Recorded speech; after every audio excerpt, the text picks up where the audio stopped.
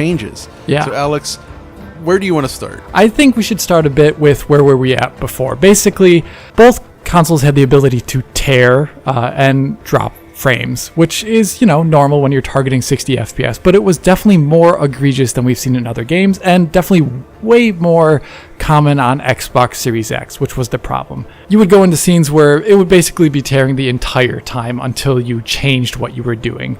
This update looks to remedy that situation, but first I think we should actually start with what the update did on PlayStation 5. First impression was, they made it worse. Yeah, and right? In the end, there was two things. First of all, you did find something interesting, but also I actually did run into an issue and I had to reboot my PS5. Oh, okay. And it was acting up a little bit, but after doing that, it is perfectly fine as far as I can tell. Yeah, so basically from what I've seen, the patch didn't actually change much of anything on PlayStation 5's performance. Going through scene for scene, like for like running around here with the torch outside, or this area where it dipped quite heavily on Xbox Series X, it's the exact same on PlayStation 5. General combat, 60 FPS with some minor tears here or there that can occur. The only thing that I really saw that was slightly different was one of the initial opening cutscenes dips frame rate a tiny bit more, like 2 or 3 FPS more at a pivotal moment. That's super weird. Yeah, I saw that and I was a little bit baffled by this, but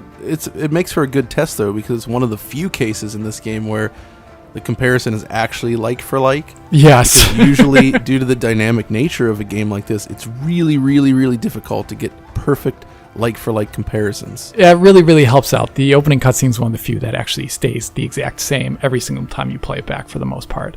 PlayStation 5, in spite of what you might have heard out there, it's basically the exact same, and we could not reproduce general worst performance. Yeah, exactly. So false alarm on that one. Everything actually seems to be fine. So it's good stuff. They've done good work there. It's still a great version of the game. Mm-hmm, for sure. Now, Xbox Series X is where things get quite different because it was tearing and dropping frames a lot more than the PlayStation 5 was originally last patch. Now, most of these cutscenes, like the first one that I was just showing off, it's running basically flawless with a handful of tears across the entire cutscene on Xbox Series X in this 1.04 patch.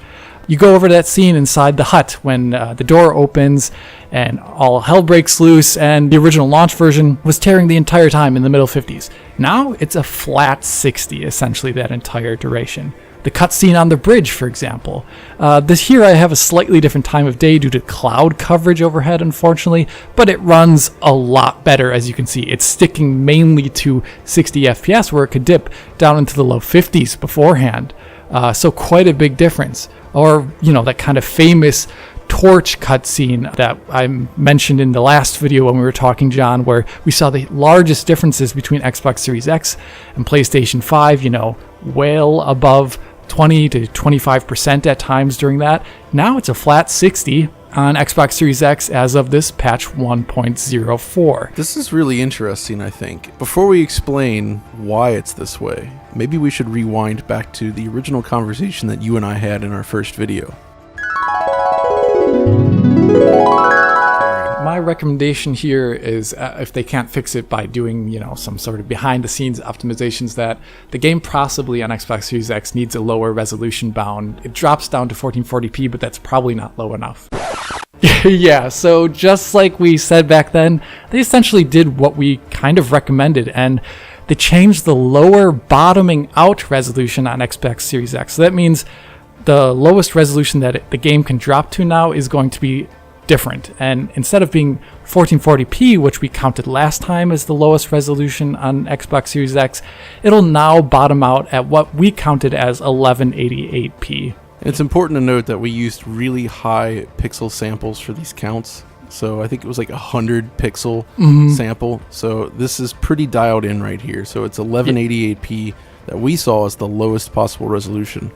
Yeah, so basically a large sample count means that we can reduce some of the error there. But that one hut scene where I get in that fight and it dropped earlier, for example, on the retail version and was sticking to the mid 50s or so, now that area runs at around 1296p instead of that 1440p that we saw back then. In all those areas that were presumably GPU bound and were dropping frames and showing a good amount of tearing, now the res drops in accordance with that to prevent the dropped frame rates or the amount of tearing. I would say that is an excellent decision on their part. I think it is too. Like we suggested originally, I think hitting that target frame rate is the most important thing here. Fleeting moments of resolution drops, not a big deal ultimately compared to frame rate drops, which are far more noticeable during normal gameplay. So this is a smart choice on their part to adjust the DRS range. I'd agree. And the thing is, you're still technically going to be able to see tears on PlayStation 5, of course, and Xbox Series X, because this just drops the lower bound of resolution, but it does not change the fact that if the camera angle is suddenly very different, or if the scene suddenly dramatically changes, that the resolution will not drop quickly enough, or it doesn't have enough headroom in time to prevent a slight tear or even a full frame drop, which you can see full frame drops happening in cutscenes, for example, when the camera angle changes, because it's almost like the game's not ready for that to happen when it does. And I think you discussed as well on the PC version, the DRS there is also perhaps not quite aggressive enough, and it's also technically possible to trigger a similar thing. Yes. So it just seems like it's due to the way that they handle dynamic resolution scaling that we still get some minor little dips here and there when the load suddenly shifts. But I definitely think, in spite of that this 60 FPS mode now on both games is really excellent. Obviously now Xbox Series X lower resolution in those moments than PS5, so that's something to of keep in mind. They also introduced quality modes